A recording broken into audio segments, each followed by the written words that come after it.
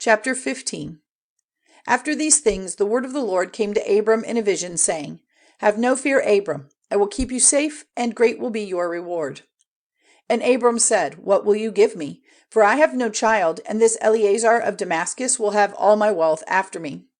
And Abram said, You have given me no child, and a servant in my house will get the heritage. Then said the Lord, This man will not get the heritage, but a son of your body will have your property after you. And he took him out into the open air and said to him, Let your eyes be lifted to heaven, and see if the stars may be numbered. Even so will your seed be. And he had faith in the Lord, and it was put to his account as righteousness. And he said to him, I am the Lord, who took you from Ur of the Chaldees, to give you this land for your heritage. And he said, O Lord, how may I be certain that it will be mine? And he said, Take a young cow of 3 years old, and a she-goat of 3 years old, and a sheep of 3 years old, and a dove, and a young pigeon. All these he took, cutting them in two, and putting one half opposite the other, but not cutting the birds in two. And evil birds came down on the bodies, but Abram sent them away.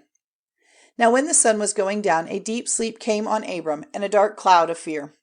And he said to Abram, Truly, your seed will be living in a land which is not theirs, as servants to a people who will be cruel to them for 400 years.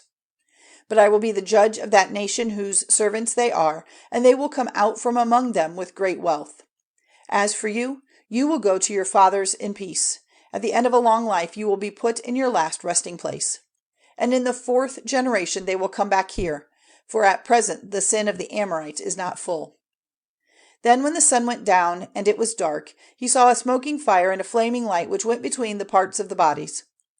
In that day the Lord made an agreement with Abram and said, To your seed have I given this land, from the river of Egypt to the great river, the river Euphrates, the Kenite, the Kenizzite, and the Cadmonite, and the Hittite, and the Perizzite, and the Rephaim, and the Amorite, and the Canaanite, and the Girgashite, and the Jebusite.